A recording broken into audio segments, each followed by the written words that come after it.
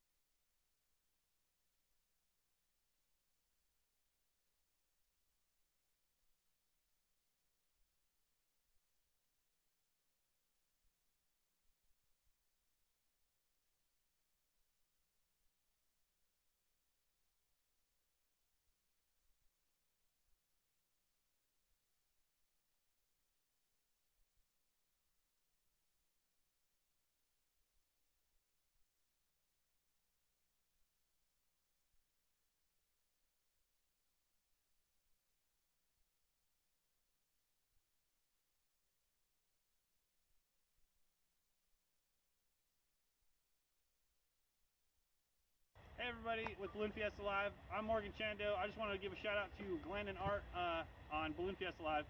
Just want to say thank you to all the first responders and all the essential workers and all the frontline workers for what they're doing, and especially in this pandemic time. We just want to wish everyone a safe and happy day. We will see you next time. Thank you again. We are in Montana and Missoula, Montana. Yeah. Thank you.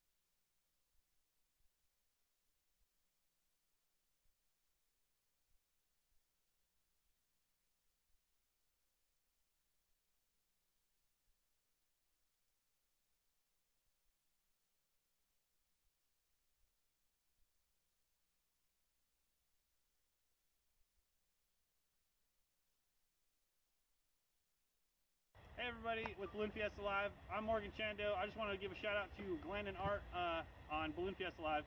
Just want to say thank you to all the first responders and all the essential workers and all the frontline workers for what they're doing, and especially in this pandemic time. We just want to wish everyone a safe and happy day. We will see you next time. Thank you again. We are in Montana and Missoula, Montana. Yeah. Thank you.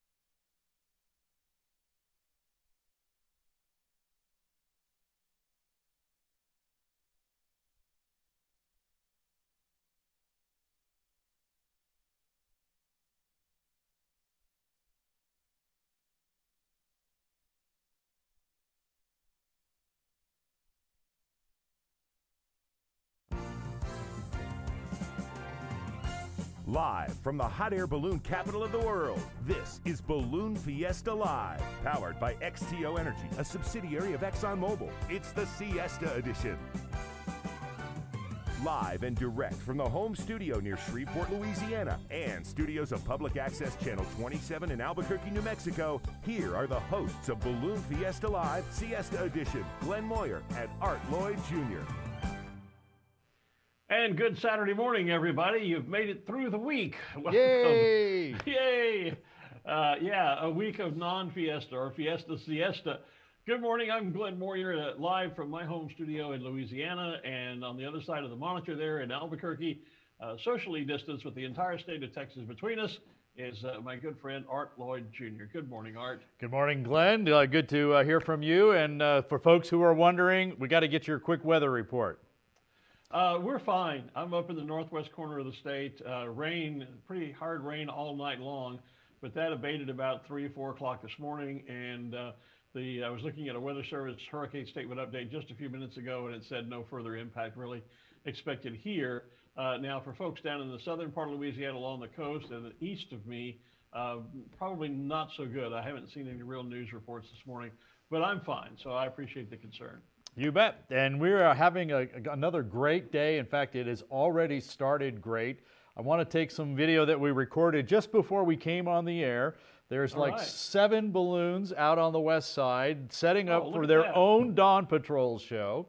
So we've got J.J. Mancini and Zarek Wells and 5 other folks out there that set up their balloons, and they are, like I said, this was recorded like 20 minutes ago. And so they were kind enough to send us this, and so they've already started Dawn Patrol. Someone has asked if there's a mass ascension in Albuquerque today, and there is definitely not a mass ascension. It looks like a gorgeous day to fly, and so there's going to be balloons around the city, as evidenced by these 7 that have taken to the skies out on the west side, and they look like they would be drifting over towards the river, towards the Rio Grande, and probably doing some splash and dashes there. They did not take the cameraman with them in the air, poor guy. Oh, but hopefully we'll get some pictures from there as well, and of course we'll be keeping our eye on the sky. You can see there they go off into the sky. There's Zarek in the yellow with the black mustache. Yeah. And the unique motorsports balloon. Sometime one of the first ones off was our good buddy Michael Scott from Oklahoma. He's in that group. He's kind of behind everybody. He was one of the first ones off, and we don't really see them. But you can see the marker lights, and a lot of these guys, you know, are getting their first Dawn Patrol flights this week. They've had the opportunity to go try this with some of our Dawn Patrol people who are in town and kind of get the experience, which, gosh, flying in the dark and having to remember to hang the marker lights over the basket, it's just a little bit different type of flying, and I know a number of people have gotten their first Dawn Patrol flights this past week. I did my first Dawn Patrol some years ago up at an event we used to have up in Danville, Illinois, which was famous for trying a lot of different concepts. We had an event called the Night Riders, which was a fly-in nighttime after dark competition to the airport where the event was held. Someone was commenting about that on the show last night while they were watching the balloon glow. And then for 1 or maybe 2 years, we also had a Dawn Patrol competition where we launched in a Dawn Patrol and then flew to a target. And I flew as a second pilot with my good friend Johnny Lewis in that occasion. That's the only time I've done Dawn Patrol, but it's quite an experience. It's really, really unique. So we talked about the 7 balloons that took off on the west side. They took off near Cottonwood Mall this morning in Dawn Patrol, and these are balloons that are actually at Cottonwood this morning. So just a little bit farther. So I think we're going to see a lot of balloons in the sky today. Go ahead. I was going to say, Art, we've seen a lot of balloons in the Cottonwood area throughout the week. Is that an area where you guys fly locally on a regular basis? Actually, where Cottonwood Mall is an old airport. When I was flying 30 years ago, we used to fly there because it was an abandoned airport. And even some of the roads there are old airport road. They put this big mall on it now, and so right there isn't necessarily the best place to take off from. We usually go out a little bit farther to the northwest, more out into Rio Rancho. But from Cottonwood Mall, you're going to be partway over the city. You got a great shot at getting into the river for a splash and dash. And as long as you don't go too far to the east, there's still a number of landing sites going south, which is the prevailing direction. So it is a nice place to be able to take off from. And then here we go. Remember I told you they're going to be everywhere? This is out on the mesa. This is where we normally fly on any other day. So, hey, there's Sam Parks. There's Sam Parks. Hey, Sam. Yeah, we don't have the mic on out there. But Sam Parks out there, and there's Ted. They're getting ready to, this is the spot we normally fly, and look at all the vehicles out there. Yeah. But masks and some level of social distancing hopefully going on out there. We appreciate all of that as well. So we've got lots of live shots, lots of balloons going to be up around the city.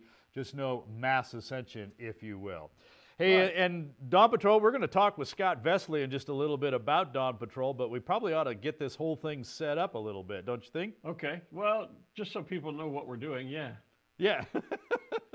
So, Balloon Fiesta Live, we're a live show. We're bringing you live pictures and recorded stuff. In 2019, we had unprecedented access to the pilot briefing. So we're going to bring you that and a little bit of the Dawn Patrol show from 2019. Enjoy. I do want to say good morning. It's Saturday, October the 12th, and the sunrise will be at 7:10. And I understand we are live to the world, folks. Hey, to all the pilots that are still here in Albuquerque, say hello to the world. All right. That's to all of our friends and family and anybody else out there that's tuning in live to see us today, not only for this broadcast, but for the lovely flight and the activities that we're going to put on Fiesta Field today. The difference between this morning and yesterday morning is that you have a box. So it just updated. To see here, just with the latest observation, it did accelerate a little bit. So further up above 1,000 feet, winds come out of the south. And that extends all the way up to about 4,000 feet AGL. So you have the opportunity to fly a box if you want to. The thing is that box speeds are a little bit slower, the upper part of the box, and it's a very tall box. So boxes come in all shapes and sizes. And in this case, we're dealing with the tall box because the winds in the near surface layer are all uniform up to 1,000 feet, and then above 1,000 feet is when you see that change. So my expectation is that somewhere in the 8:30, 9 o'clock time frame, that we would exceed that temperature threshold, and we would start to see gusting conditions. With that said, though, I would expect by that point that the speed in that layer would start to slow. So given that that's the case, I would expect to see maybe some gusty conditions in the 8:30 to 10 o'clock time frame, but then going somewhat variable, but still a little gusty towards 10 o'clock as that inversion continues to mix out and we draw in winds with different directions into the mixing layer. So then it's just going to become somewhat haphazard, but it'll actually decrease with speed over time. I also wanted to throw this up there. This is an observation site that we have up on the top of the ridge line, just on the east side, or on the east side of the field. So that's what we were really watching yesterday very closely during the launch. And current winds are out of the northeast at 6 miles an hour with a temperature of 32, and they're gusting as high already this morning as 8. Austin is my weather helper this morning. He is 6 years old from Albuquerque, New Mexico, and is in 1st grade at Moyer Elementary School. So do I have launch director giving Austin approval to launch? Happy birthday! Nice job. No, that's tomorrow.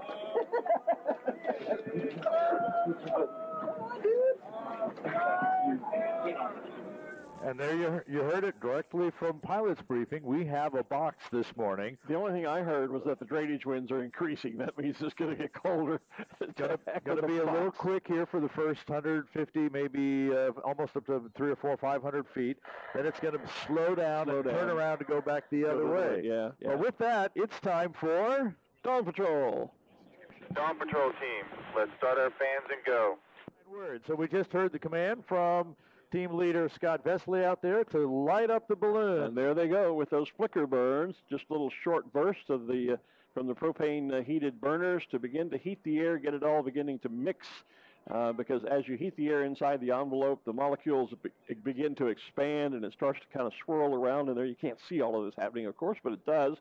And then once you've got that energy going, then you get on the burner full on and heat the balloon until it literally just stands itself up. And here they come. And here they go.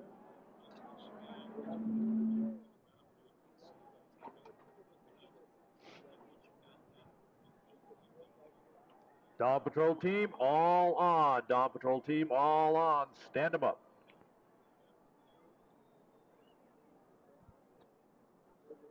That's always an amazing sight in the morning. It is.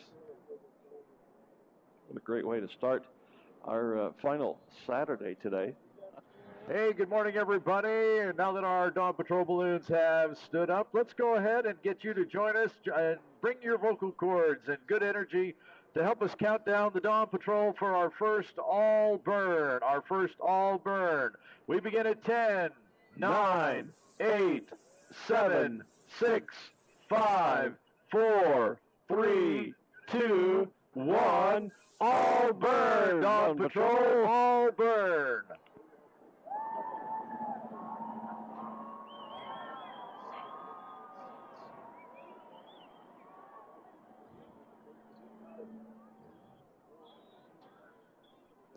Yeah, that looked great.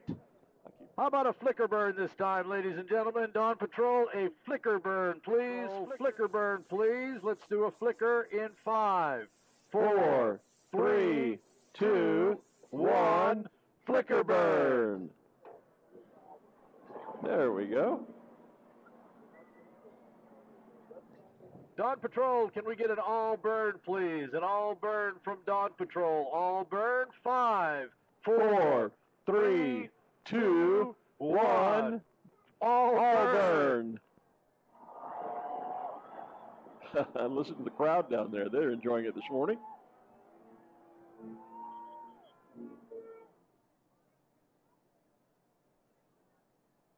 Dawn announced to Dawn 2. It's all yours, Soar. Take it away.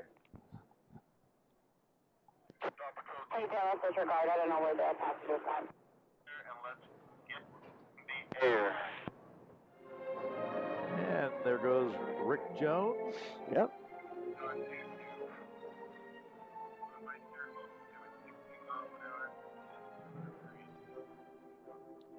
So a little fast. Yeah, what did you say? 16 miles per hour? an hour at 200 and some feet. So he's reporting that back. That is one of the things that was something that we heard Brad Meyer talking about, was that there might be some low-level speed as that drainage wind began to increase this morning. So we'll have to shoot through that layer, get up a few hundred feet before they'll actually stop moving at that speed. Get up into that temperature inversion where things slow down a bit. And it's warmer up there. And it's warmer up there, yeah. I heard Brad say we had to heat the ground to about 43 degrees, and I thought, oh, man, 43 degrees sounds so awesome. It's 32 out here this morning. That's what we were told at Balloon Fiesta Park, right? It's a freezing mark. There goes Andy Wayner in Hubba Bubba. And Tim Cloyd off the other end. And there goes Greg Lindsay in Floating Oasis. On the other end, it should be Dawn's Delight and Dale Ruth. So, of course, our Dawn Patrol team, because they're up before sunrise, they have to have those marker lights. So we're hearing some traffic about one of the balloon team's lights didn't come on, and they're changing the batteries out on it to get it up and running. There goes Tim Taylor in D3, the red, white, blue star balloon. And we heard Scott Vesely report in that they're still moving quickly up about 200 feet above the ground. Control team, give me an all burn. 3, 2, 1, all burn. Claremont, Florida has checked in. And Green Bay, Wisconsin. I bet it's cold in Green Bay. It's always cold in Green Bay, isn't it? It is, I think. I have 205 and 5 and 6,000. I have 150. So 6,002, that means 6,000 feet above sea level. We're already about 5,100 here. So that's just about 1,900 to 1,000 feet above ground level, yeah. That's when things will... so that's about where that inversion should be. There it is. Look at that. Balloons glow in the sky. Yeah. 3, 2, 1, flicker.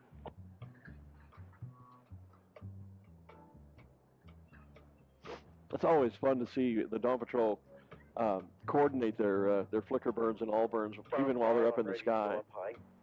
Doing that by radio. Our team leader, Scott Vesely, taking care of those chores for us. On 3 at 6,500, I have 6.5 at 358. So the 358, that number is the direction they're traveling. So Right. that's almost due north, just 2 degrees off. Yep. So that gives us the indication that that box is definitely up there. Yeah, absolutely. You're hearing there is a great deal of radio communication ongoing between Dawn Patrol and our officials on the ground, as well as between the balloons themselves. That's for safety purposes, and you can hear the team on the ground now are asking for speed reports. We're doing about 17, going straight south. Now we're mostly getting up high. We are going north at about 4. Copy that. Thank you. So yeah, an indication of exactly what Brad told us we would see. Down low, there were reporting speeds of about 17 miles per hour, but as they climb high, those speeds are dropping dramatically down to about 4. So that's exactly what the weather forecast was showing we would probably be seeing this morning, especially as the drainage wind began to pick up. Hey, you know, when we fly, we normally have blue flames, and you actually see that. When they're doing the burns, it looks like they're a yellow flame, but they're more blue when they're actually putting heat into fly. Right. And so someone is asking us to explain the difference there. The blue flame, first off, is going to be a more efficient use of the propane. You're going to get more heat from it, and that's why we fly that way. And what happens is the propane, the liquid is kind of preheated, turned into the gas, and we actually get the Allburn in here. Allburn. And so we get that more efficient heat. Now what we'll do here is we'll burn the raw propane without heating it. It's not as efficient, just like your gas stove that might be. But the yellow gives us a much better picture, and it lights everything up. Hey, it's time for us to wrap up Dawn Patrol show this morning now, as the team has begun to drift away, and we're going to be moving on to other activities. We'd like to once again thank the sponsor of our Dawn Patrol show, and that, of course, is Route 66 Casino, Hotel, and RV Park. We'd also like to thank all of you for being here and tuning in early, whether you're watching online or you're here live and in person at Balloon Fiesta Park. It's been a great start to what promises to be a great final Saturday. Lots more activities coming up. And so thank you again to Dawn Patrol Show for their great performance this morning. And let's move on to some other activities. I think up next will be our Krispy Kreme mini glow here on the field. It's fortuitous that you say it's going to be a great last Saturday, because it is going to be a great last Saturday. It already is, and I see that Ranger has made his appearance. Yeah, he's pretty excited. He and Bonnie were stuck inside all day yesterday as Hurricane Delta poured rain on us. So this morning he particularly got to head outside for a little while, and he came running in and jumped in my lap. But he's a little damp, I got to tell you. And so there is light at the end of the tunnel for you, and we're looking at what was a live sunrise just about 5 minutes ago. Wow. So Tristan is bringing us the sun coming up over the Sandias. Again, this recorded about 5 minutes ago. Looks like he's actually in the air, so he's doing a Dawn Patrol flight as well. I found out that there's some balloons that we're going to take off from Balloon Fiesta Field for Dawn Patrol as well. So we've got folks. I told you a lot of people are getting their Dawn Patrol fix in this week. It's been really kind of fun to be able to see all of those. And that leads us right into Scott Vesley, who you heard us talk with and heard from and all about on the Dawn Patrol show. He is joining us live now from Plano, Texas. So good morning, Scott. Good morning, gentlemen. How are you? Hey, we are great. That does not look like a balloon basket. Looks like a hopper. No, it does not. No, it is a tiny little hopper called Hang Solo. Cool. What are you in the air? I am in the air right now. See? Look at this. I'll look around here. Turn around. Oh, yeah. Cool. Yeah, we're about 150 feet or so up in the air. Nice. In Plano, Texas. So there we go. We thought we'd do something a little different. So there you go. So tell us about Dawn Patrol. What is it? What attracted you to Dawn Patrol in the first place? You know, Craig Kennedy gave me the opportunity to fly Dawn Patrol back in the late 90s. And I was a little hesitant at first. I'm not going to deny it. And then my first flight, I was just hooked. There's something magical about flying in the dark. There's something magical, of course, about flying into Mexico. But it's spectacular. It's an incredible view to be able to watch the sunrise from a balloon. So Scott, Plano is my old stomping grounds. Where did you guys launch from this morning? I'm trying to recognize where you are. We are actually at Plano Park. Let me go ahead and swap my camera around here, and I will show you, Glenn. There is my support crew. Everybody's here. Pax is over there, and of course, you know this lovely park. I'm turning all around. I'll go slow. There we go. So, and we're just on a tether. Nice. Nice view. And obviously being a few hundred miles the sun has actually been up there for probably about an hour or so. What's it like being the team leader? What kind of extra responsibilities do you have? Actually it actually is, it's a lot more there's a lot more going on than I originally thought when I took the position. And so there's a lot, I have 12 people that I have to go ahead and coordinate, make sure everyone's safe, make sure that we're all coordinated with what we do for the show. And that's really kind of the cool part about it, is that show that we put on, we all inflate at the same time. Last year we went ahead and added a simultaneous launch, And so we all went ahead and launched at the same time, which was spectacular. And, you know, to be able to do Dawn Patrol, it's truly a highlight of my career. But to do it at Fiesta when there's 100,000 people below you is there's nothing better. It's pretty spectacular. So. Hey, Scott, how selective are you in terms of the pilots who get to be a part of the Dawn Patrol team? And what kind of experience do those pilots need to have to even approach you and say, hey, I'd like to join your group? It's actually, I kind of have a two-faced approach. First of all, I need to find out how much time you spent flying in Albuquerque, because we know flying in Albuquerque is special and unique, but it does have some inherent challenges. And second of all, I want to know how much flight time you've had in the dark. You know, we typically don't land in the dark, but I want people to have some experience in landing in darkness. So if you can, you know, qualify in those two areas, that will certainly be helpful. And it has to have some time. It just can't be 1 or 2 flights.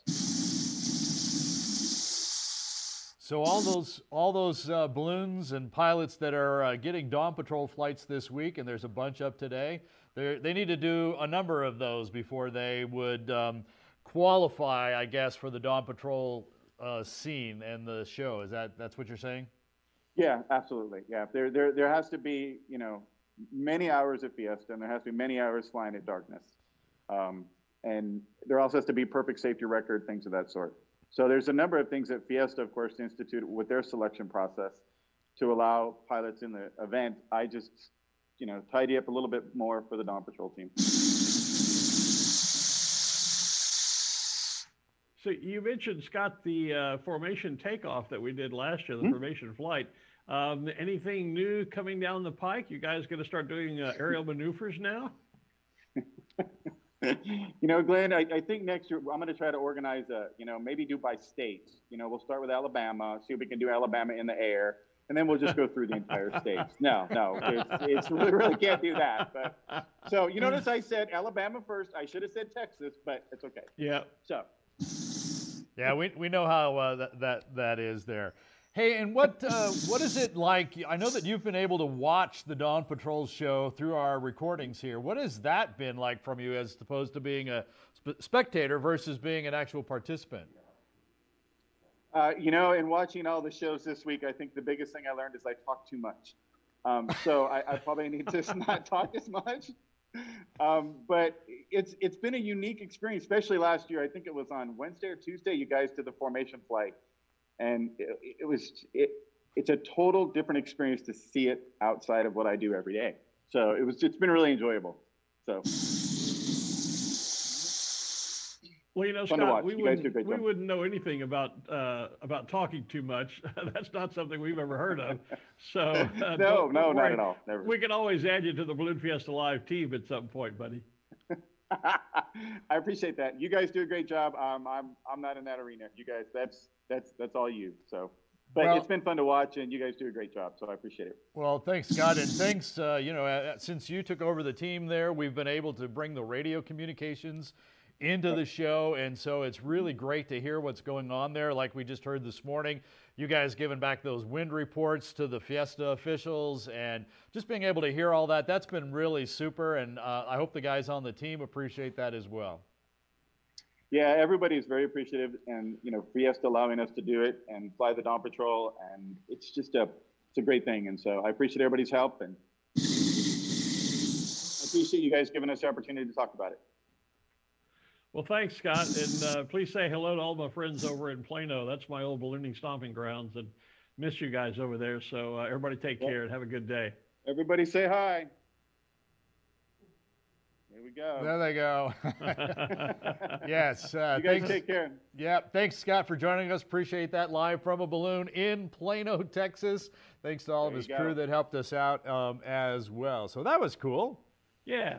Scott's a great guy, and the Plano ballooning community is an awesome ballooning community. Of course, they have the Plano Balloon Festival there each year, and you and I both I've been involved in it for 20 odd years, and having stepped aside now, you've come on board to take on my role there. So a favorite of both of ours. That's it. I've known Scott since he was a teenager, first learning to fly here in Albuquerque as well. So, yeah, and of course his mom is part of our team as well. Yep, Kim Vesley. We've seen her on our recordings, she actually watched last night. She was texting my wife throughout the show last night, so she was actually paying attention. So we do have live balloons in the sky as well. I'm thinking this might, let's see, pan down, we'll see. Yep, that looks like on the west side of Albuquerque. Yeah. Yeah, so somewhere out there on the west side, we've got more, because we had people taking off from Cottonwood, which is the mall on the west side, from a shopping center just north of Cottonwood. So we've got lots of balloons up in the sky. West side, Balloon Fiesta Field. There are a number of balloons in the sky here in Albuquerque today. No mass ascension, no event. We've just got a lot of balloons who they're missing being in the air, just like we're missing them being in the air. Well, and I was just noticing a bit of an aside outside of the realm of Balloon Fiesta Live, but today is World Mental Health Day, and so hopefully we're helping some folks with their mental health, those that are having withdrawal symptoms of missing Balloon Fiesta, and we're able to bring a little bit of that excitement to them with the broadcast. So, yeah, it's good to see people out flying and enjoying a beautiful day there in Albuquerque and obviously in Plano. Yes, and this is the west side of Albuquerque, and I noticed as we had that shot, there's the flag's blowing just a little bit, not too much, but it's one of those that you kind of keep an eye on when you're going to do that inflation. That one there's a little bit of dishing as they're kind of putting the cold air inside the balloon. But that's where we normally fly throughout the year, is out on the west side. That video from Ted Mays. Well, and I was going to mention that one shot we had of the balloon taking off, that black one. That was a Balloon Works. That there were a number of balloons, not maybe the exact pattern, but very similar. And I always referred to that as a stained glass balloon because that multi-patchwork, multicolor gores always reminded me of a stained glass window. So just a little aside there. So here's up in the air. We saw that sunrise a while ago from Tristan McLean and the Time Flies balloon. There he is up in the air. There he is. Yep. So he has put the XDO banner back on the balloon for this weekend. Of course, XDO, the sponsor of Balloon Fiesta Live. Last year, they're rolling over their sponsorship. They were going to be on board this year. They're rolling it over to next year. So we're recognizing that sponsorship this year as well. And thanks for their vote of confidence in joining us. They've been a great sponsor, and we're glad to take care of them as well. You must be listening to give us the thumbs up. We should point out that little red box right over his shoulder right there, that's his instruments. We saw the instruments yesterday, I think, and we talked about those when we were talking about Ron Sanchez. So that little red box is one of the newer instrument configurations that folks have now called the Digitools. But it's just it's just a new box, and that's the entire set of instruments that you have as a balloon pilot, all contained in that little box with about a 3-inch screen.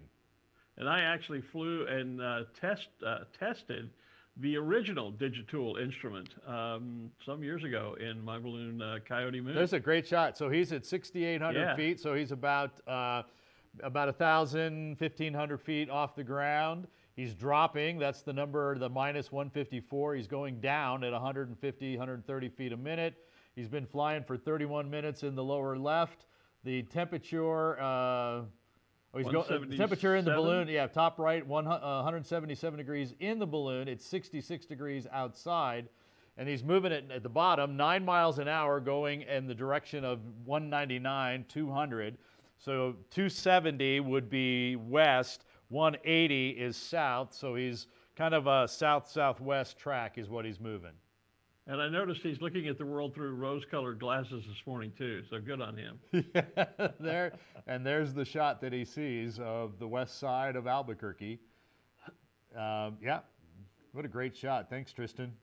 Appreciate that. We'll check back in with you. Hey, it's time to take... Go ahead.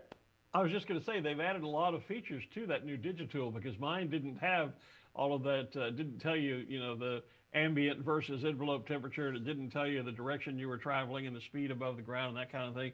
So that's quite a nice improved instrument package compared to the original Digitool that I test flew for them back in the day. I think this is version 3, and of course there is a recording piece in that as well.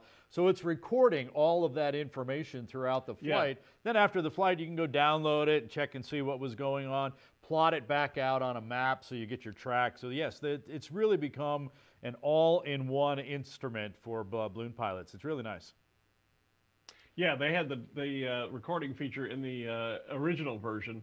Not as detailed again as what we have in the new one, but that was always kind of cool to come home, plug it into the computer, download it, see what your track was, and check your temperatures and those kinds of things. So yeah, instruments have come a long way from the early years. The meat thermometer. The meat thermometer that hung up at the top of the balloon and occasionally would drop down and hit you in the head. And that you couldn't read anyway because the numbers were too small. That's right. It was so far up you couldn't see it anyway, so it really didn't matter. Yeah, that's it. Hey, let's go shopping, Glenn. BalloonFiestaStuff.com. BalloonFiestaStuff.com. That's the place where you can get all of your Balloon Fiesta merchandise. You cannot go to our physical store. It is closed due to all this stuff. So if you need your Balloon Fiesta merchandise fix, Balloon Fiesta Stuff is the place to go. There was Goonie with our mask and the pilot hat. There's the calendar. There's a backpack. There's patches.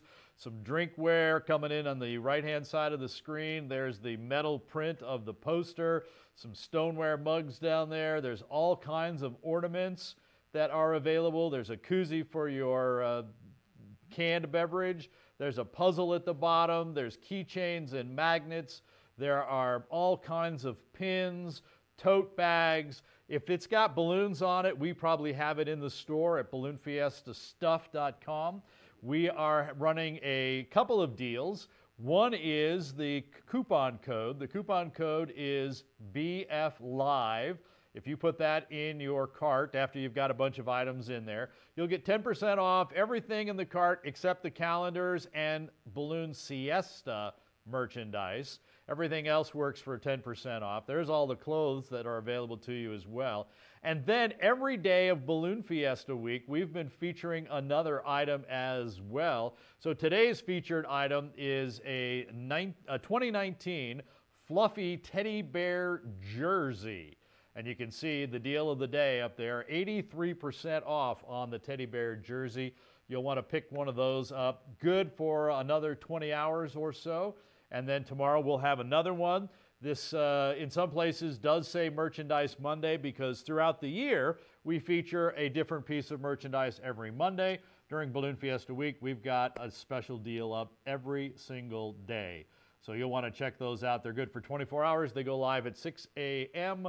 on every single morning. So check out the special, the fluffy 2019 teddy bear jersey. Only $10 for that $60 jersey. And you'd still get $1 off with the BF Live code. Yeah, that's a pretty good deal. Can't argue with that. That's it. It is dated from 2019, but yeah, there we go. Lots of 2020 merchandise is over in the store. Stuff was in production and on its way to us before we got to the point of postponing the event.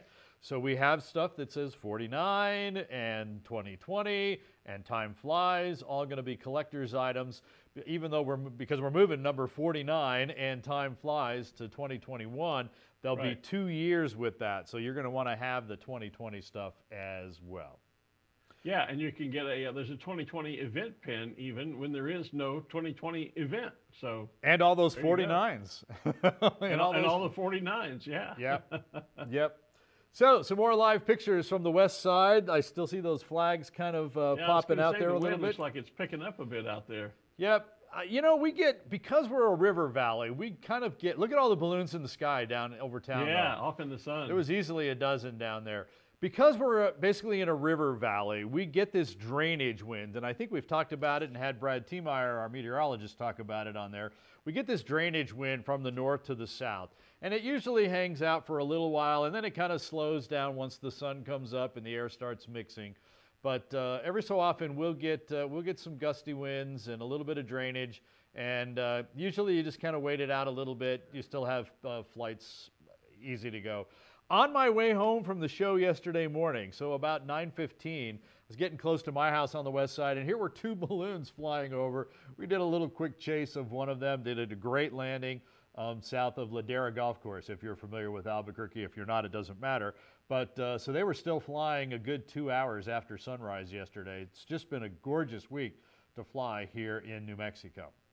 Wow, I was looking down here at my iPad reading some of the comments from our viewers, and just noticed Michelle, and I hope I get this right, Quali, says, "We love your cat, Mr. Moyer." So a little love for Ranger this morning.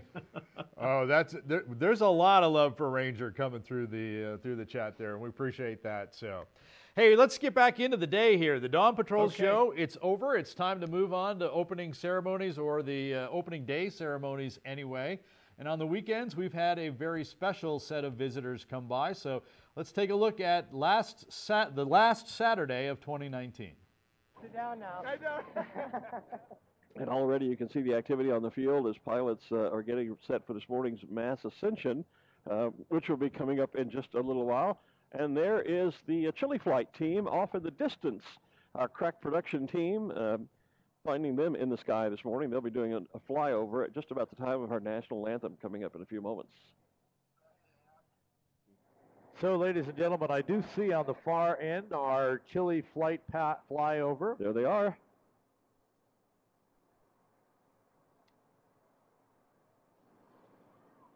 So we have 10 planes making their double arrow formation. They fly vans, RV-type experimental aircraft, single-engine, piston-prop aircraft, highly maneuverable. And they're timing their flight to come over just as we start our national anthem,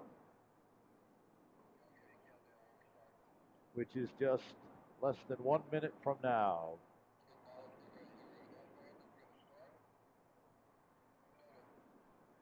Ladies and gentlemen, our national anthem presented by the 44th Army Band.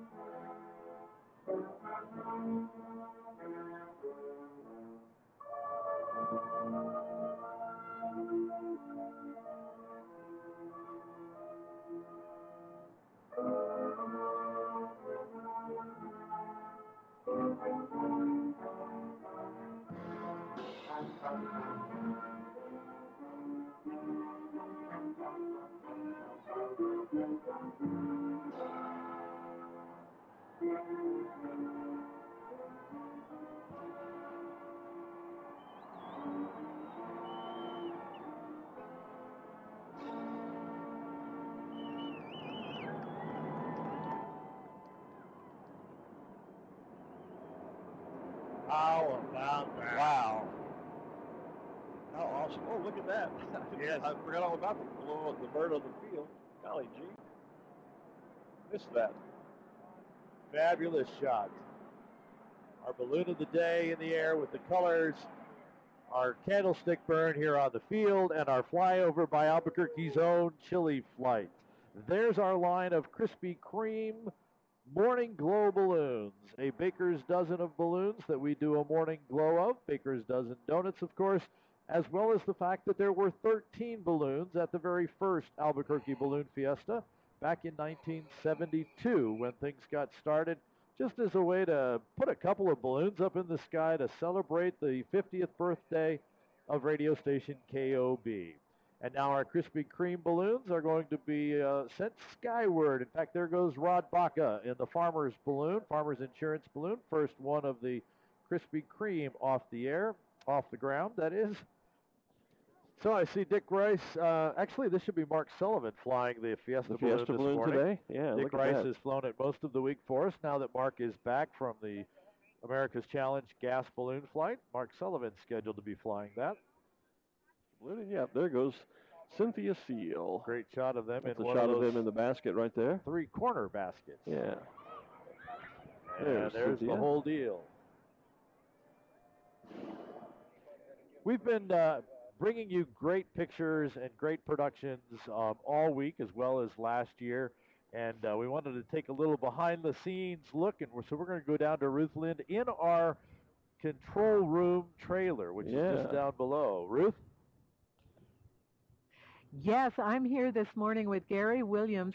His company, Windfire Productions, is actually responsible for all the technical work that goes into getting Balloon Fiesta live on the air. Their crew is absolutely brilliant. Gary, talk to me a little bit about the technical aspects of the work you're doing in here. We set out to start doing this last year, and we started out very small, and we've just kind of grown this production to the point now where we're doing probably a bigger production than all the TV stations here on site. You really are. How many cameras do you have going during any one show? Well, we have 6 cameras, and obviously the one that you're using for out in the field.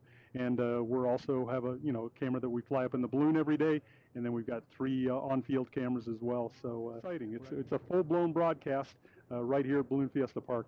It totally is. I'm going to lean back a little bit. I want our viewers to see all the screens that go into keeping it coordinated. Can you see that, Tom? Look at that. This is a magnificent production, and I think we'd better let them get back to work. Someone asked yesterday for this balloon. That's Christ the Redeemer. Someone was looking for that one.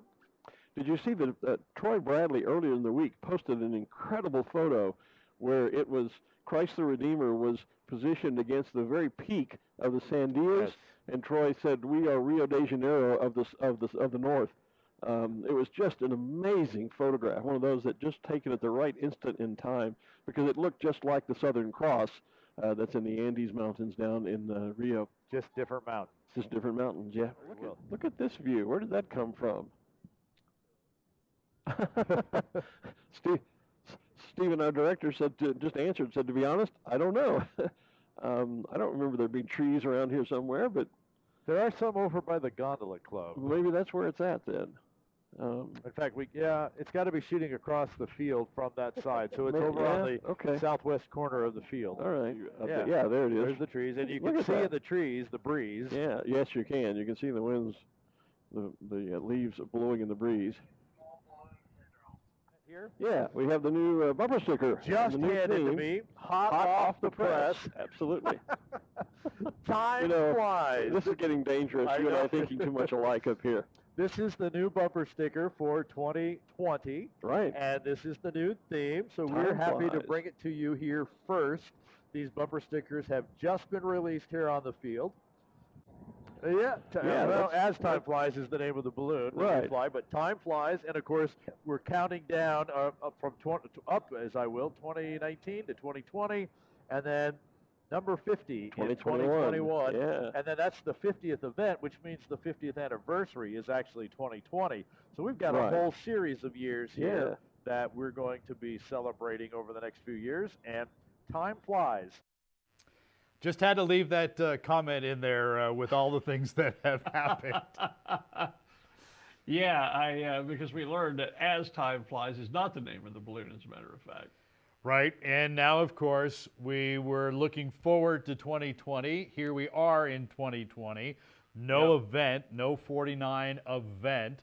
So what happens to all of these things? We talked about the 50th event being in 2021, and then the 50th anniversary in 2022. And so now all of that is kind of, well, it's not all thrown out. Yeah, there you go. And actually, if you check our website, you'll notice that we've updated the artwork slightly. Now the hand is moving to 2021, and the 2022 is gold, because 2022 now becomes the 50th anniversary of Balloon Fiesta, and it will be the 50th Balloon Fiesta itself, since we do not have an event this year. To my knowledge, we're not printing new bumper stickers. We have literally thousands of them from 2020 to give away, and we're giving them away with every order. And if you needed some, you could send us an email to balloons@balloonfiesta.com. We'd be happy to get you some bumper stickers as well. They're going to hang on, and we're just going to basically keep the Time Flies theme as we just move everything from 2020 into 2021. Here's some live pictures from out in the field on the west side. You can see the yellow one and the blue in the background. That's Jennifer Garcia. She's our pilot coordinator for Balloon Fiesta, so she's out flying this morning. Not sure who that one is taking off right there. The one that's still being cold inflated in front of us is Ted Mays' balloon. So a number of balloons still taking off, and the drainage wind has not settled down out there. Not really, but it also hasn't picked up. That flag's been fairly steady, and so, and if that's a 10-mile-an-hour flag, it looks like they're looking at maybe 6, maybe 7 miles an hour. You think? Yeah, I think that's probably what it is. And just watching the speed that they took off from there, and so yeah, a nice day to fly. As you can see, there's a number of balloons. Look, the skies, they're little dots because they're spread everywhere. We don't have that mass accumulation from a mass ascension right around, but there are, there's got to be 30 or 40 balloons probably in the sky just based on what I'm seeing from this picture. So a normal weekend day here in Albuquerque. Yeah, Albuquerque is the kind of city where on any given weekend you can have a 30 balloon festival without ever having a festival, you know, and an event that is as large as some, balloon events in other parts of the country where you have 20, 25, 30 balloons participating and on a routine weekend. You know, we used to say that about Plano, Texas when I lived there. On a routine weekend, we could put 18, 20 balloons in the air and have our own little mini festival, even though there was no event going on. So that happens when you have a good community of balloonists living in the same area together, and certainly Albuquerque has that. And balloonists wanting to get out and fly. We're missing the Balloon Fiesta itself, just as everyone else is. This video, I believe, is from Tristan's balloon, Tristan McLean's balloon, the Time Flies balloon. So he is up high over the city and giving us panoramic views. And now down on the houses below. Yeah, I recognize the chain on the red line there, his vent line. And there's the river across the top. Yep. Yeah.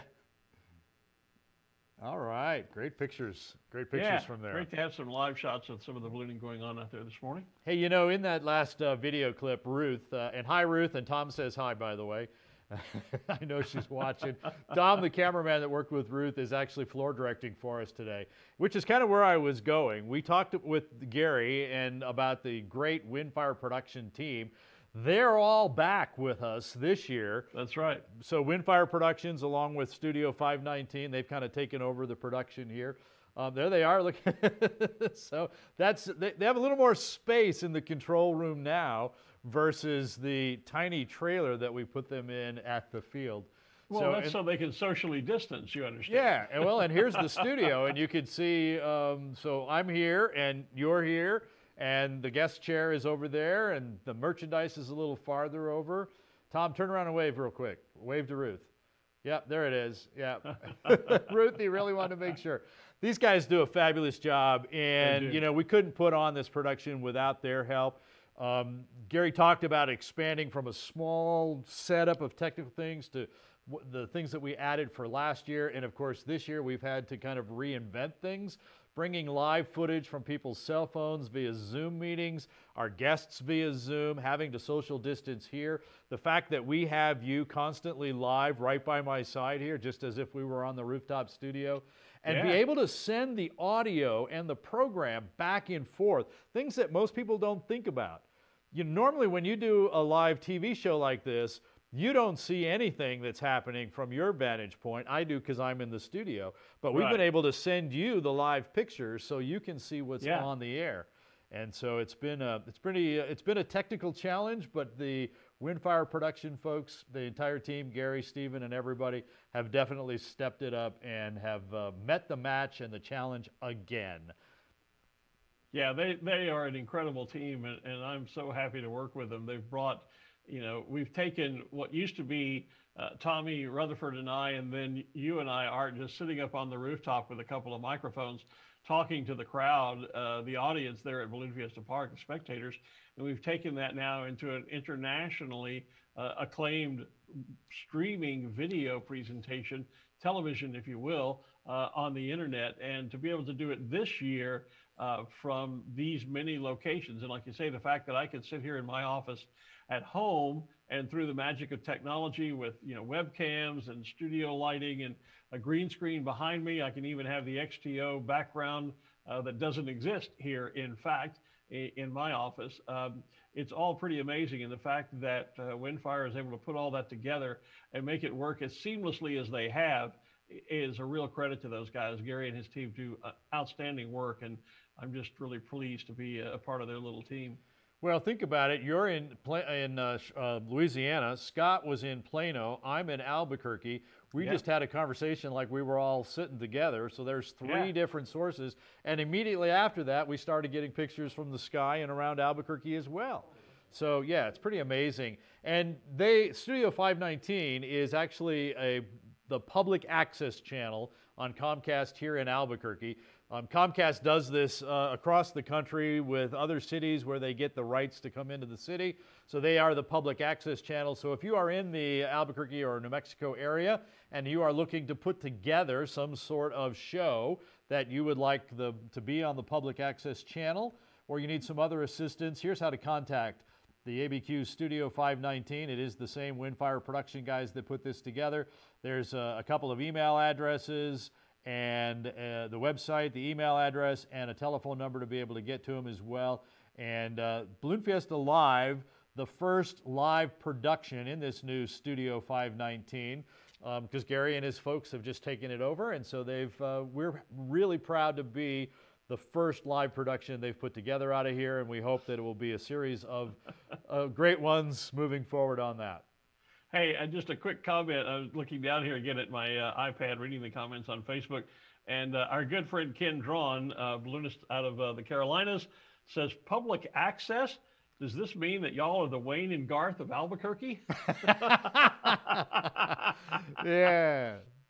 You may have hit the nail on the head right there, Ken. I think he did. I think he did, yeah. Yeah, it's going to be a great adventure. We'll have to figure out, yeah. Balloon World, Balloon World. Yeah. Yeah, let's don't go there. That looks like the Big Eye. So Kristen is, does. Yeah. So Tristan is obviously getting over downtown. So that is the intersection between I-25 and I-40, and we now call it the Big Eye. 10 years ago or so, they redesigned that and made it kind of look more like that. And in some cases, the traffic's better there, and in some cases, it's not. Well, and that's always one of my favorite landmarks, because as I drive in from Louisiana across the state of Texas and then across New Mexico on I-40, when you get to that intersection and you turn off of I-40 and get onto I-25, headed out to the hotel in Balloon Fiesta Park, that's when I really feel like should be an awards video. I'm really here in Albuquerque finally. So the other thing that happens on Saturday, besides all of the flights and things that we do here, is that we always have a long day, because in the middle of the day on Saturday, it is the awards brunch presentation. And so there's been competition all week. Pilots have gotten their scores. We recognize a number of people, and we have been the MCs for that awards presentation.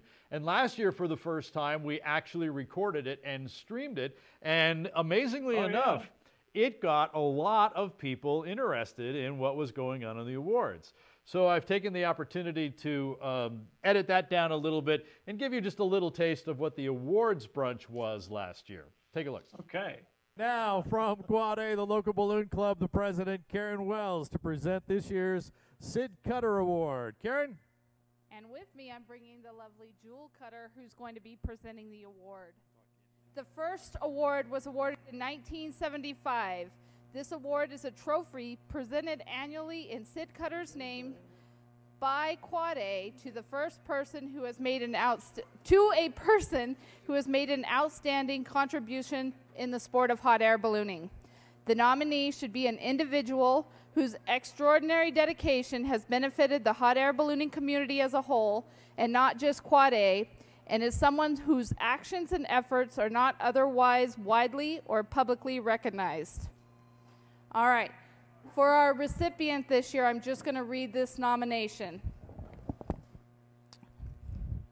To whom it may concern, this person began his ballooning career in 1988 by obtaining his private certificate and quickly advanced to his commercial rating in 1989.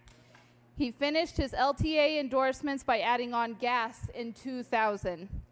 Since becoming a pilot, this person has built an impressive aviation resume, dedicating time and energy to education, philanthropy, leadership, growth of organizations, and became a founding member to 3 organizations and over 12, oops, I messed this up, sorry.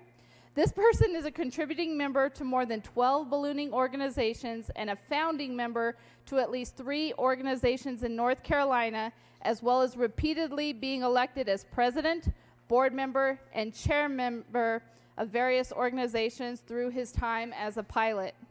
Some of his most notable contributions include chair of the BFA Safety and Education Committee, president and founding member of the Aero Club of America, North Carolina Chapter LLC, BFA president, as well as serving as the current director of operations for AIBF.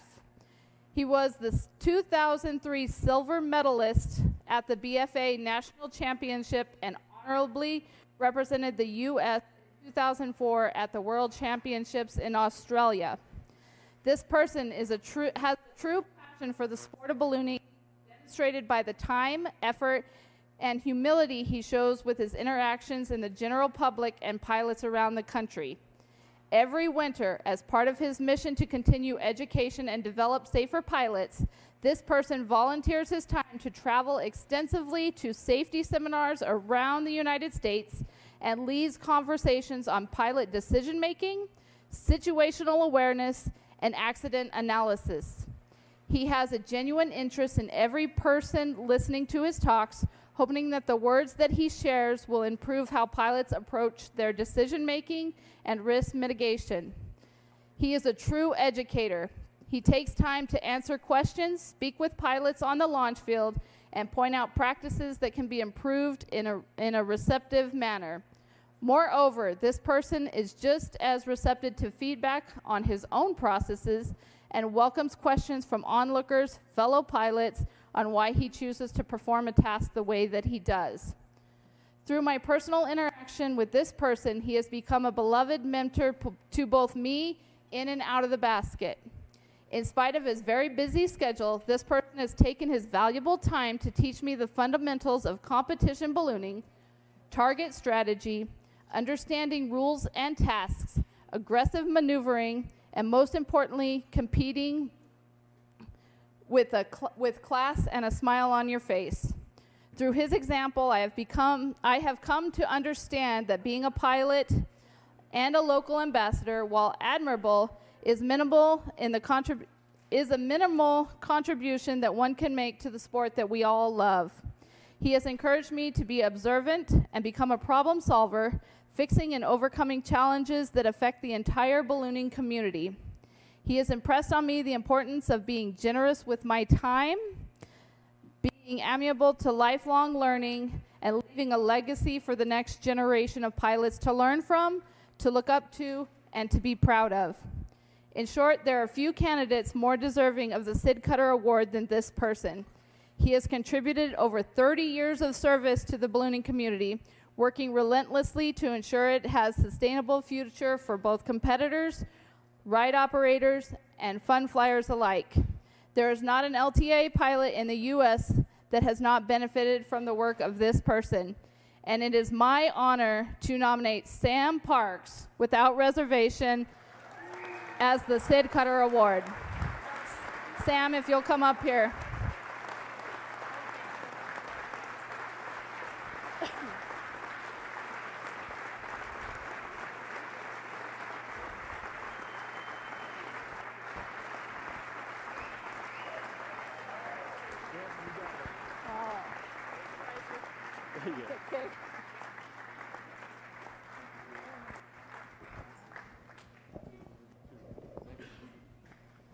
Yeah.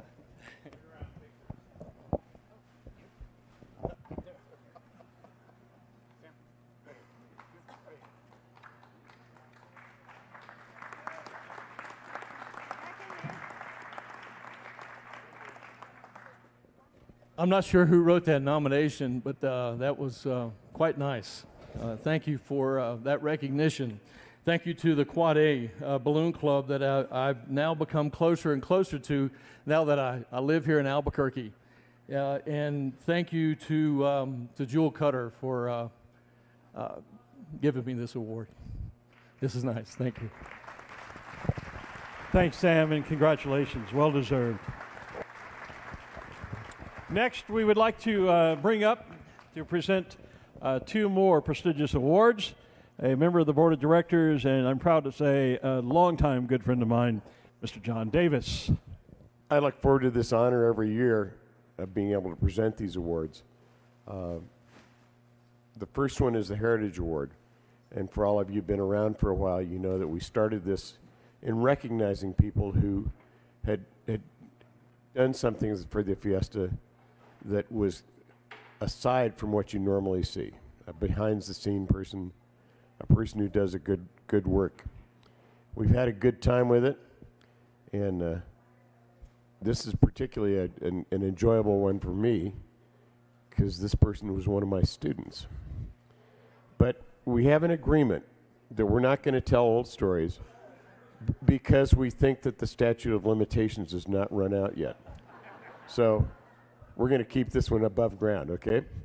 But we had a little bit of trouble figuring out what we could do with this, and normally we send past presidents their pin package and their patches and their programs and everything else. And so Lisa and I got together and said, well, let's not send that stuff to George.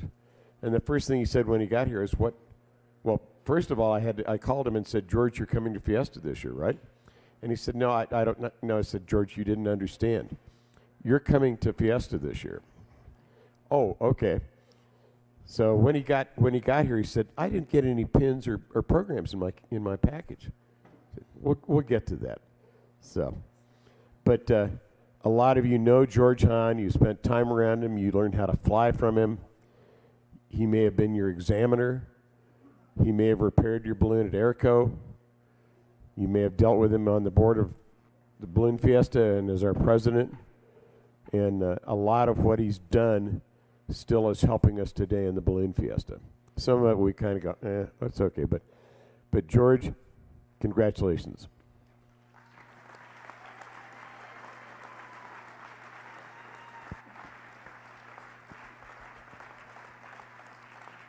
And there's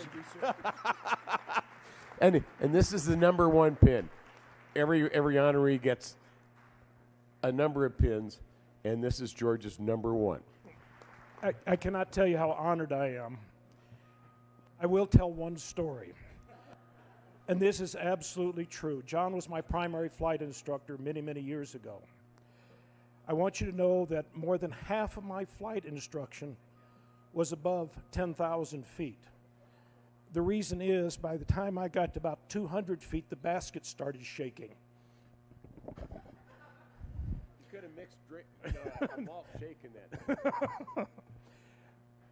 But John also taught me about being a pilot and what really brought this together, the Fiesta.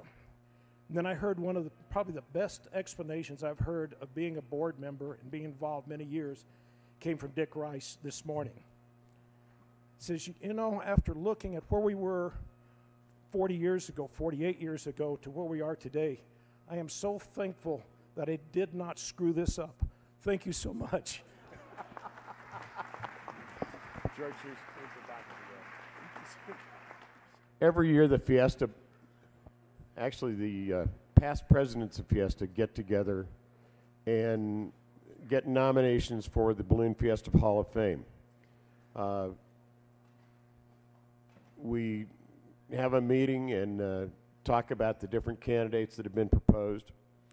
And the candidate this year is a really good person, a person who's helped the Fiesta a lot, but a person that a lot of you may or may not know, because he again was kind of, he was up front, you know, you could see his face every morning at the pilot briefing, but otherwise you never really saw what he did.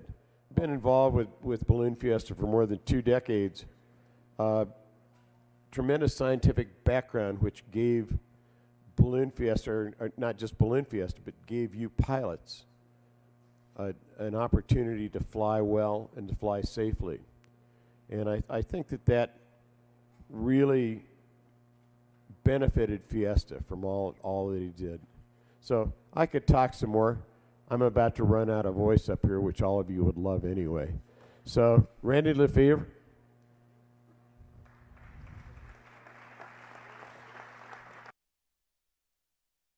Just some of the prestigious awards that are given out at the awards banquet. Then you kind of saw those nice plaques there that we went through the competition award winners as well. I just wanted to share some of those with you. And of course, there is the entire Hall of Fame and Heritage honorees, etc. All of those people are recognized on balloonfiesta.com. You can go back and read more about those and what those awards are. And I just wanted to share a little bit of that to give that recognition to those folks again for jobs well done. Yeah, it's always fun at the awards ceremony. I mean, it's fun to be able to hand out the competition awards and the prize money and all of that, which the pilots are all excited about. But those awards that we give out over the years that I've been involved, the 30 years I've been announcing that ceremony, it's been great fun to see the people that kind of were there when I started, and some of them were there long before I started. But it's fun to see them be recognized for the tremendous contributions they've made. Sam Parks and I have been friends for a long time, certainly made an incredible contribution to the sport of ballooning. George Hahn, John Davis, of course, and I won't tell the story, but I've said before when John was our guest earlier this week, a great debt that I owe him for kind of setting me on the right path in the sport of ballooning. It's just always fun to see those awards and those people be recognized for what they give back to the sport. So we still have balloons flying in the sky, depending on who's counting and where, anywhere from 25 to 30 some. This is up in the air with Ted Mays, I believe. I recognize the uprights of a three-corner basket versus the one we've seen from Tristan. You see how they come together there? And so out on the west side, you see even that. Yep, there, yeah, we got them right. I was giving Ted some grief. Those of us who fly the four-corner baskets always look down on the people who only have three. Well, I don't know that we look down on them, but... Well, in great fun, you know? It's couldn't you afford the fourth corner and all that other kind of... But, you know, I got to tell you, a number of years ago, I saw a pilot from San Diego flying Balloon Fiesta. It turned out to be a very windy day, and balloons were coming in and doing really fast landings. And crews were running over to catch him. And so here comes one of these guys in one of the three corners, Barnes baskets, Balloon Works baskets. And he's waving off everybody. Nope, I got it, you know. And it's like, okay, man. He put all of his people in the basket on the back side along one side, and it kind of lifted up the nose. And he came in and just kind of slid right down and laid it down. And it was one of the most perfect landings, especially in wind, that I've ever seen. Definitely advantage of a three-corner basket when you've got that. Well, and the thing I remember about three-corner baskets, I had one for a while under a hybrid envelope that I flew. It was a head envelope over a TBW basket. And the nice thing about the TBW baskets were, especially for a short guy, which I am, is the sides were low enough that you could actually sit on the side of the side rail of the basket and fly. And then when I moved into my Thunder and Colt, they prided themselves on having high-sided baskets, which I loved because in a high wind landing like you're describing, you could really yank that red line and then just hunker down in the floor of the basket and have the basket above your head as a bit of protection and ride out a high wind or a hard landing down in the depths of the basket. So each one had its own characteristics that I found particularly pleasing and fun to have under different conditions. Exactly right. And one of our crew members who 2 years ago now became a pilot has just got himself a new to him Balloon Works. And so now we help crew that. We put up every make and model of balloon just among our crew, it seems like. So there are definitely pros and cons, just like there are with different models and makes of cars and trucks and things like that. Yeah. So yeah, it's a lot of personal preference. Yep. And kind of what you get used to, too. And, you know, I mean, I actually crewed on some Barnes balloons early on, and so those were the only things I knew. And then I learned to fly a Raven, which became Aerostar, and Probably my least time is actually with some Cameron systems, but yep, they're all a little bit different, and knowing all the systems is a good thing to do. So we do have some more flying video from 2019 that on our last Saturday morning of Balloon Fiesta. So we wanted to take a look and see what that mass ascension and how the box shaped up last year.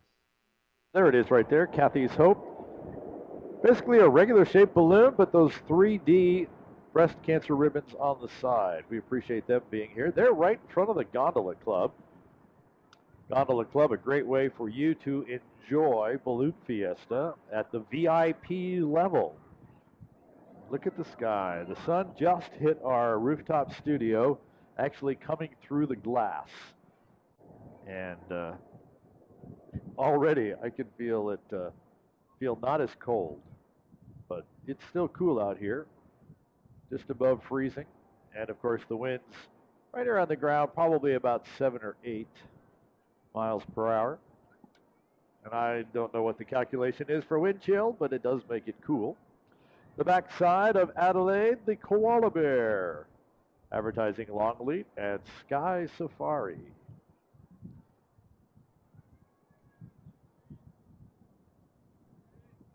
University of South Florida sponsoring a balloon right in the center of the screen.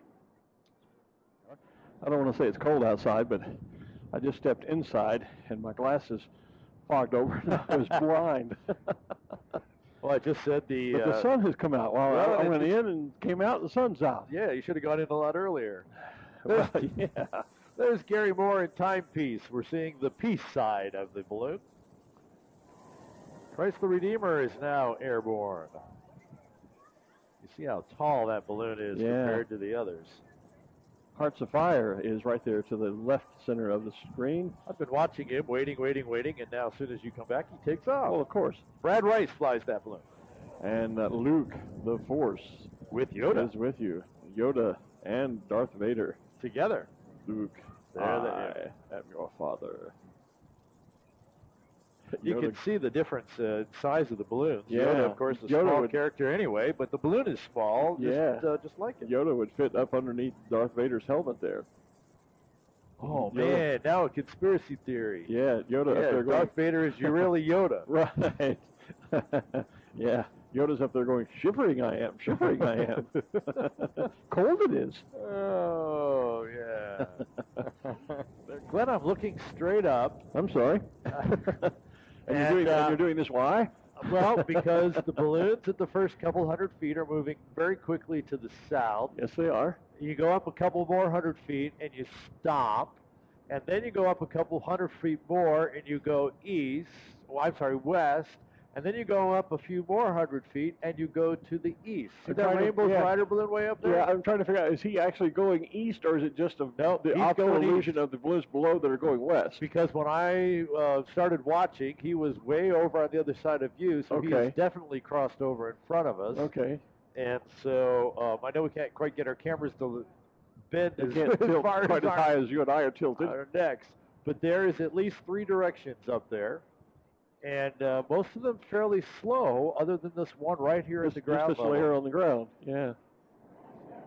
So get your balloon in the air and go high. Yeah. Not actually very high, but go up and things are going to be great, and that will eventually mix down here. There's the black sheep. I don't know if Kimberly Hamilton is watching over in Scotland this morning or not. She's a huge fan of sheep, and so I sent her some pictures of the black sheep earlier this week, and there he goes getting airborne, and there is the new fractal balloon, and there's Beelzebub. Hey, I got it. You're getting good at that. Good for you. I was waiting for you to set it up, and Beelzebub. Yeah. There's a great shot of the 2 fractal balloons. The one that's on the left, mostly orange, Fibonacci. The one that's got a lot more blue, although he's turning the orange side towards us, is Infinitude. It almost looks like you just took one of the balloons and turned it inside out. Jonathan Wolf flying the Infinitude one, the one behind us, or lower in your picture, has worked for years trying to get that. He actually made the first tie-dye balloons. We saw one of those before, and he made has made the tie-dye balloons. He's always wanted to get to these fractal patterns, And a couple of years ago, they managed to get to the point where they could actually print on the fabric and not make the fabric so heavy with ink and stuff. And so Kubitschek has worked closely with Jonathan Wolf to bring us these fractal balloons. Speaking of hugs, there's the Armadillo. It looks like he's getting a great big old hug wearing his shell around the side. There you go. We could use a hug from the Armadillo. Yeah, we could always use a hug. And there's the 2 6 guns on the side, the cowboy boots and the Stetson hat. There goes Wags, the new special shape from Dean Carlton. He was on screen earlier. There he is again. Yep, yeah, caught him again. Yep. I'm looking up, and you don't have to go as high as you did just 15 or 20 minutes ago to stop and change direction. So that should indicate the inversion is beginning to mix down some. Yep. Which means the winds will be getting calmer, and hopefully the temperature will be getting a bit warmer. There goes Beelzebub off into the sky. Right. There is Wes, the wolf. Pokey's got his head up. Usually every time we've seen Pokey, our turtle balloon, his head has been kind of hanging down. His head is up high today. It is. And he's going to fly right over our rooftop studio. Looks like he's coming straight at us, yeah. Yeah. Move on. There's Rocky. That's not his real name, but if I see a raccoon, I think Rocky Raccoon. I'm of that generation with the Beatles, of course. And didn't we decide that he does actually have a name? I think we did. Raccoon. Raccoon? Come on, we got to come up with a better name than that. I'm going to stick with Rocky. We're looking at the cannon balloon on the screen. I'm just looking out at the field, and Rocky looking straight at us. Rocky Raccoon. Okay. Yep. So we are still launching here. Yeah. But they do have the option to do a static on the field if they wanted to stand the balloon up and just let folks see it. There's a view of Rocky from the side as he's just passing our camera that's located down near the main stage on Main Street. So you're getting a profile view of Rocky as he gets airborne. Buster Bulldog in front of us on the screen. Woof, woof, woof. Yep. Got his tongue hanging out there like most bulldogs do. I am, folks are finally starting to pay attention that you need to wander out into amongst the field. You know, Albuquerque is one of the few places where there is an air show, which is exactly what balloon flying is all about, where you can actually get on the flight line and get up close and personal with balloons. Many of the rallies that Glen and I announced, the crowd is kept behind a flagging area. Not so here. It's never been that way at Balloon Fiesta. In fact, it kind of goes back to that very first one that we were talking about. They were expecting, maybe a couple of hundred, maybe 1,000 people were going to show up to see these 13 balloons. And something on the order of 20,000 people showed up. They had one security officer on horseback, and Tommy Rutherford, the former announcer here, who was there as part of KOB for that first one, he had these passes. He had a couple hundred passes he had, because they were going to flag off the area, and he had a couple hundred passes he was going to let people in. Yeah. Got there and found out there was 20,000 people. He just threw the passes in the back of his car and gave up. And so we've always been able to have the field open for our spectators, guests, to come out and be up close and personal with the balloons. And they tend to hang over there. Maybe it's because they want to hear us along Main Street, Main Stage. I think it's more because that's where the special shapes are sort of concentrated. Well, and you come out, and there's so much to see, you don't even know where to go, so you just stay there and watch. But folks are getting the idea that you can wander out in among the field. Well, they're all the way across. We've got a line of balloons. That road. Yeah, we've got a line of balloons out around on the western edge near the Arroyo, and people rarely get across that road, but we've got people on the other side of that road there. And now the prevailing direction, once you get up a few hundred feet, seems to be going out to the northwest. What did you find? Well, I'm going to take this as a compliment. I'm just not sure. It says, Dean Lee says, Art and Glen are special shapes. I know I certainly am. I'm not sure I would say that about Art, but we're going to take that in the spirit we hope it was given Dina. So, she has a heart there saying, for love. There you go. That's so thank you, Dina. That's cute. That is. That is. We just saw the AARP balloon, and there's Lottie chicken. Oh, my goodness. Yeah. Can you tell it's day 8? I can. And and then I've had like 3 hours of sleep the last 3 nights? No, really? Yeah, I think maybe our viewers are beginning to get a sense of that, actually. It always gets a little giddy as we move toward the final weekend here. There is Princess Nelly coming up right on the field. We're looking at Osito Bimbo, and just across from her is, or him, is Princess Nelly. That is the pink elephant balloon from Belgium. The third iteration of that balloon. The first one being white and just named Nelly. Then there was a gray one named Nelly B. And now we have Princess Nelly with the bright pink color and the silver tiara. Princess Nelly. Our busby guard there has a scoop on the bottom. It's kind of like a half skirt. The idea there is that you turn that so that the wind hits that and is directed up into the balloon.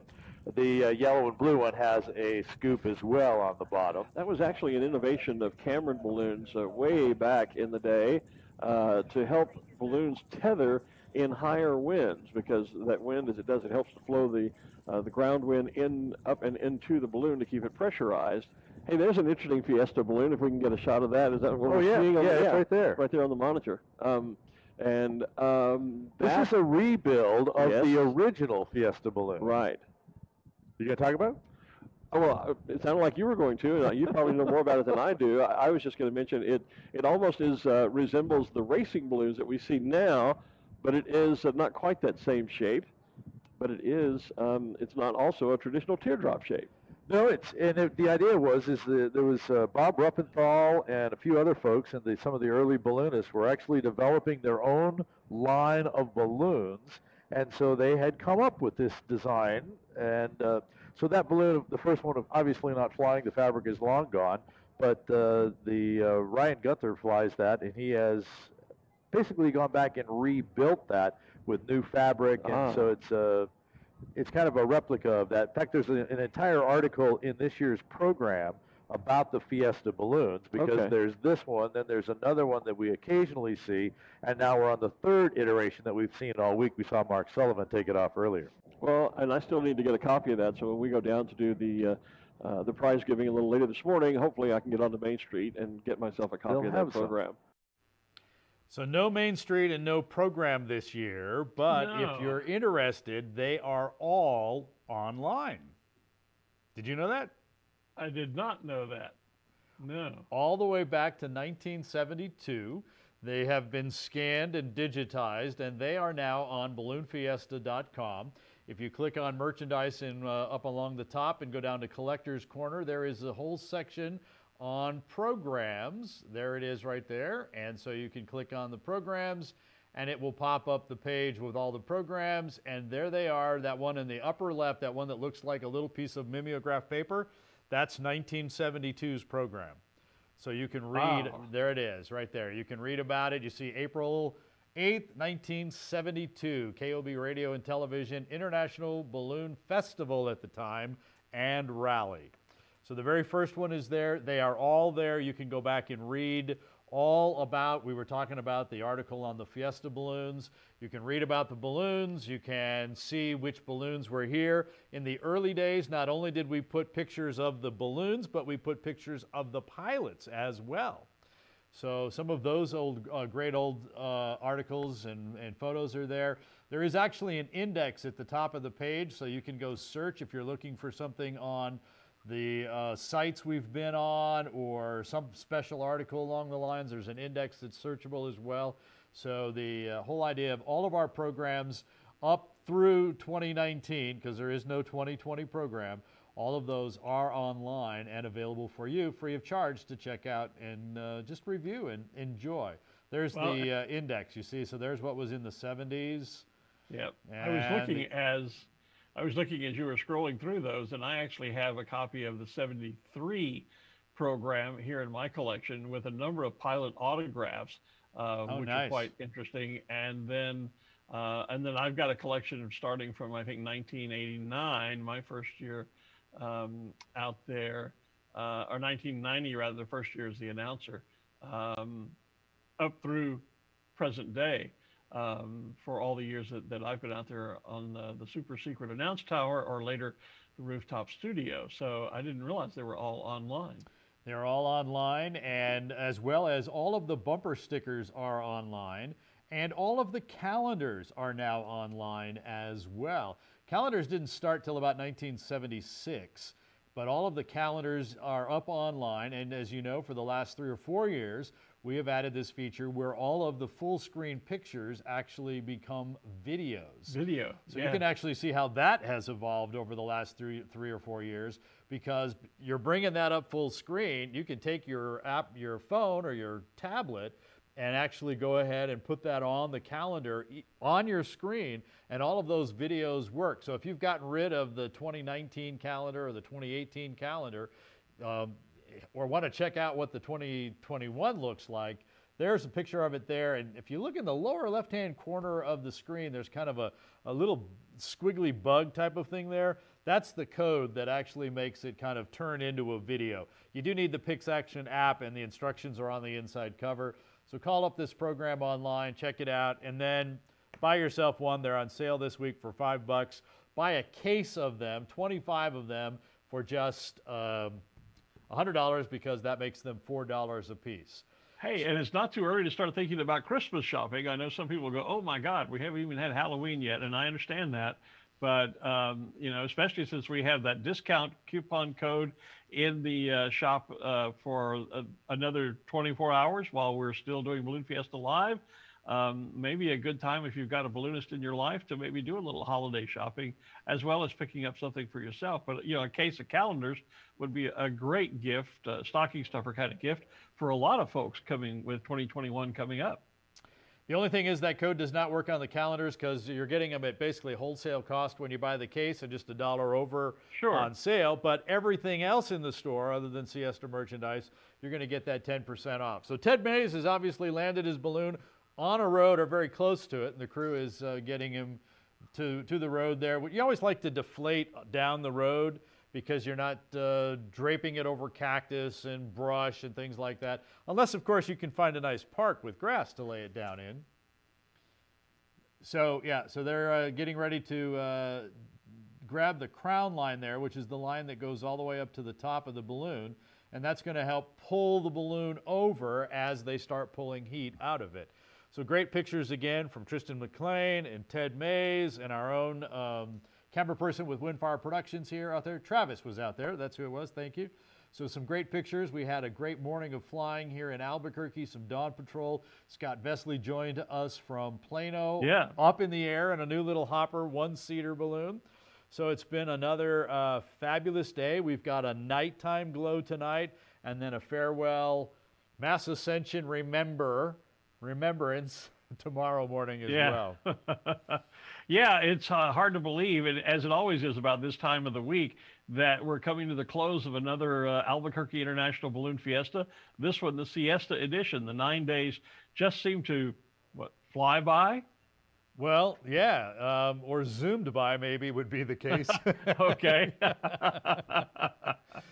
So with that, again, we've got 2 more shows tonight and tomorrow morning. If you've missed anything this week, they're all available on balloonfiesta.com/live-stream. Check it out on Balloon Fiesta. Glenn, I'll see you in about 11 hours. See you tonight. Bye-bye, everybody. Thanks for joining us.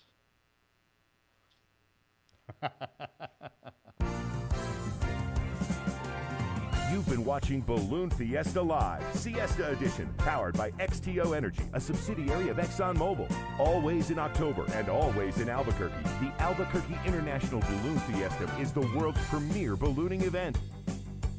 Make plans now to join us in person in 2021 for the 49th version of Balloon Fiesta. Thanks for watching Balloon Fiesta Live. This program is a production of AIBF Inc.